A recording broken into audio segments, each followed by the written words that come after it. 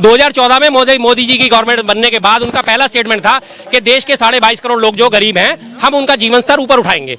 22.5 करोड़ और आज वो हो गए 81 करोड़। तो 81 करोड़ ज्यादा होते हैं भाई साहब या 22 करोड़ ज्यादा होते हैं? और बढ़ गए गरीब। कौन सी रिपोर्ट में पढ़ के आए आप, मुझे ये बता दो। मैंने तो पढ़ा हुआ है। कौन सी रिपोर्ट में पढ़े हैं आप? कौन सी रिपोर्ट में बताओ ना, हम पढ़ेंगे ना। कौन सी रिपोर्ट? नेट पे चेक कर लो, नेट पे। रिपोर्ट में पढ़ के आए आप, ये बताओ कौन सी रिपोर्ट में पढ़ के आए?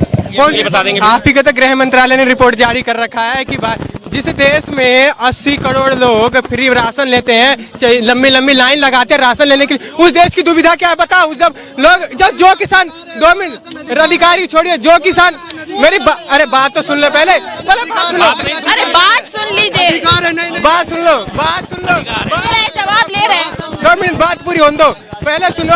इस देश में अरे आप जवाब सवाल ही नहीं सुन रहे। अब मैं एक प्रश्न इस देखो, इन भाई साहब ने बोला कि राशन लेना अधिकार है लोगों का, मुफ्त राशन लेना, उस पे बात पूरी जोड़ो। मुफ्त राशन लेना कोई अधिकार नहीं है भाई साहब। राशन का अधिकार और मुफ्त के अधिकार में दोनों में फर्क है। हाँ, कौन से देश में राशन मुफ्त है? बताओ, एक देश का नाम बता दो। अरे राशन कार्ड ही नहीं होते यार। यूक्रेन में मिलता है, जापान में मिलता है, हर जगह ये राशन कार्ड हर जगह है। समझिए देश की जानकारी नहीं है और यूक्रेन और ब्रिटेन की बात करने बैठ गए हैं। हद हो गई। पाकिस्तान में भुखमरी हुई पड़ी, आटा 300 रुपए किलो हुआ पड़ा है, वहाँ राशन मुफ्त बंटवा रहे हैं वहाँ पे हैं। यूक्रेन में, जापान में राशन मुफ्त बंट रहा है। भाई साहब हमारे देश जैसी हालत किसी देश की नहीं है आज की डेट में। आप जो 81 करोड़ लोग, अगर हमारे 140 करोड़ लोगों में से अगर 81 करोड़ लोग आज मुफ्त का राशन ले रहे हैं और गरीबी श्रेणी में अगर वो हैं, तो ये हमारे देश का दुर्भाग्य है, दुर्गति है। इसमें इज्जत नहीं है, इसमें इज्जत नहीं है। राइट टू एजुकेशन और राइट टू फूड दोनों अलग चीज है। सुनो मेरी बात, right to mid day meal अलग अलग चीज है। ये कह रहे इसमें कोई इज्जत नहीं है कि इतने लोगों को मुफ्त का राशन मिल रहा है। जो गुलामी की जिंदगी 70 साल तक गुलामी की जिंदगी जी, उसे वो कभी नहीं समझ सकता ये चीजें। इन लोग कुछ लोगों के आपको क्या लग रहा है इज्जत की बात है मुफ्त का राशन? हाँ, कुछ लोगों की मानसिकता गुलामी हुई है, वो कभी नहीं बदल सकती, कभी नहीं के लिए तो इज्जत। हमारे इन्होंने एक चीज कहा कि 70 साल गुलामी करने की आदत है, उन्हें कुछ नहीं दिखेगा। तो मैं इनसे ये पूछना चाहता हूँ कि 70 सालों में देश को नीचे जहाँ पे किसानों के लिए अनाज उगाने के लिए अन्न था, उसको देने से लेके आज बिजली क्रांति और शिक्षा क्रांति और रोजगार क्रांति तक लाने का काम और हरित क्रांति तक लाने का काम अगर किसी ने किया है तो उस 70 सालों में हुआ है, जिसको ये गुलाम बताते। उसी के मद्देनजर ये आज हम चंद्रमा तक पहुंचे हैं। उसी के मद्देनजर हम आज DRDO में हम क्या कर रहे हैं, डंका बजा रहे हैं। उसी के मद्देनजर हमारे विदेश, सुनिए पहले की बात कर रही है, इसरो किसका है, DRDO के। सुनिए कांग्रेस की जिस, सुनिए मैं जवाब दे रहा हूँ, मैं जवाब नहीं सुनेंगे। आज देश के अंदर एक गेम्स नहीं करवा पाए, उस देश में एशियन गेम्स भी करवाया गया, उस देश में कॉमनवेल्थ गेम्स भी करवाया गया, और जिस खिलाड़ी का ये अपमान करते उस पर भी बात नहीं करते। आज जिस जवान की बात करते, उस जवान ने 1971 में पाकिस्तान के 2 टुकड़े करवा के देश की अस्मिता को बढ़ाया। आज जिस सेना, आज वो सेना सड़क पे, कौन सा किस देश, सुनिए बंटवारा श्यामा प्रसाद मुखर्जी ने किसने करा भाई, और सावरकर ने किया। मुस्लिम लीग के तुम्हें पता है अभी विकिपीडिया निकाल रहा हूं मैं। सुनिए ऑन द कोड विकिपीडिया, सुनिए बंटवारा सुनेंगे नहीं। मुस्लिम लीग के साथ सरकार बनाने वाले हिंदू महासभा सावरकर और श्यामा प्रसाद मुखर्जी, और जब भारत आजाद होने पे आ गए थे तो पूरे देश में आंदोलन करने वाले मुस्लिम लीग के साथ कौन था और सरकार में कौन शामिल था? उप मुख्यमंत्री बंगाल के अंदर कौन बना था? श्यामा प्रसाद मुखर्जी। किसकी पार्टी के थे? मैं पूछना चाहता हूँ, सिंध प्रांत के अंदर उप मुख्यमंत्री किसकी पार्टी थे? संयुक्त प्रांत, जहाँ आज के उत्तर प्रदेश और मध्य प्रदेश, उसमें उप मुख्यमंत्री किसकी पार्टी से थे? वो भी तो मुस्लिम लीग के साथ गठबंधन के साथ सरकार थी। तो आप ये देश को बांटा किसने? आप क्यों बरगला रहे हो भोली वाली जनता को? मैं यही भारत का पहला प्रधानमंत्री कौन है? पहले बताओ ना, कौन है और किस आधार पर बना? भारत का पहला प्रधानमंत्री 1943 23 अक्टूबर 1943 को सुभाष चंद्र बोस ने, जब भारत की आजादी मिल गई थी, तो सुनिए, तो हिंदू महासभा ने पूरे देश में मुस्लिम लीग के साथ आंदोलन करके ये कहा कि ये कोई आजादी नहीं है। और सुभाष चंद्र बोस को पूरी दुनिया, सुनिए इनकी प्रथम प्रधानमंत्री की बात करना चाहता हूँ, पूरे दुनिया ने जब सुभाष चंद्र बोस को प्रधानमंत्री मान लिया गया था। अरे भाई जवाब दे दो, अब जवाब दे लो, जवाब ले लो।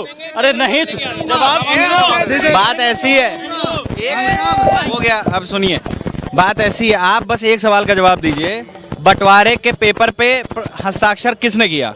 नाम बताइए, सुनाइए मत, नाम बताइए, नाम का है, नाम बताइए। सुनिए, मैं कह रहा हूँ बंटवारे पर हस्ताक्षर किसने किया? श्यामा प्रसाद मुखर्जी ने साइन नहीं किया है। श्यामा प्रसाद मुखर्जी ने आंदोलन किया या नहीं किया? सावरकर ने किया या नहीं किया आंदोलन? सुनिए, मुझे ये झंडा तो आपने 70 साल तक नहीं फहराया। आप झंडे की बात, तिरंगे की बात करते हो, आप तिरंगे की बात करते हो।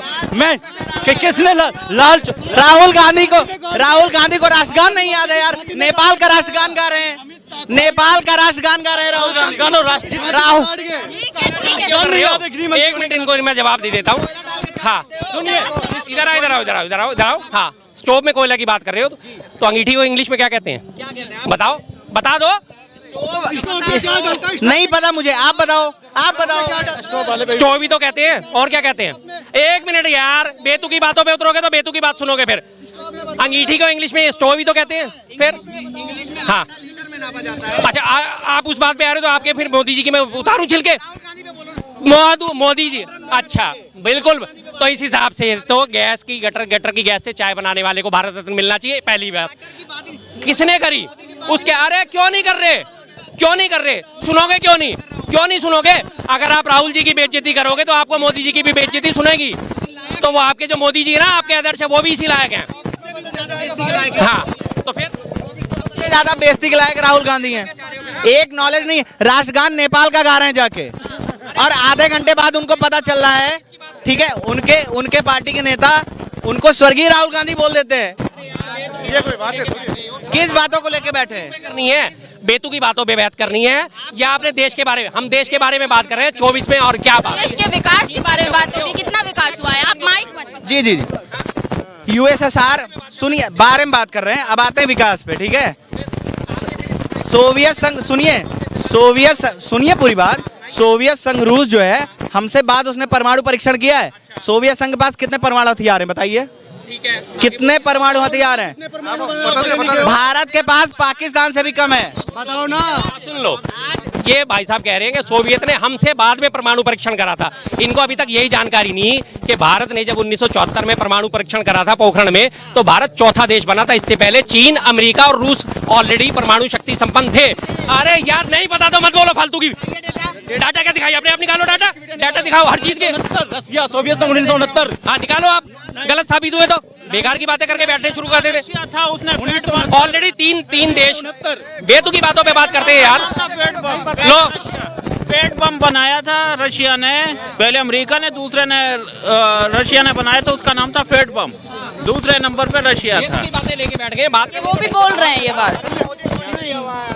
करे जा रहे हैं। हमारा जो है परमाणु शक्ति संपन्न चौथा देश बना था, और उसके बावजूद पश्चिमी देशों के भारी विरोध के बावजूद इंदिरा गांधी जी इतनी ताकतवर महिला प्रधानमंत्री थी कि उन्होंने उसको वो करा, परमाणु परीक्षण करा, और भारत की गिनती चौथे परमाणु शक्ति संपन्न देश में।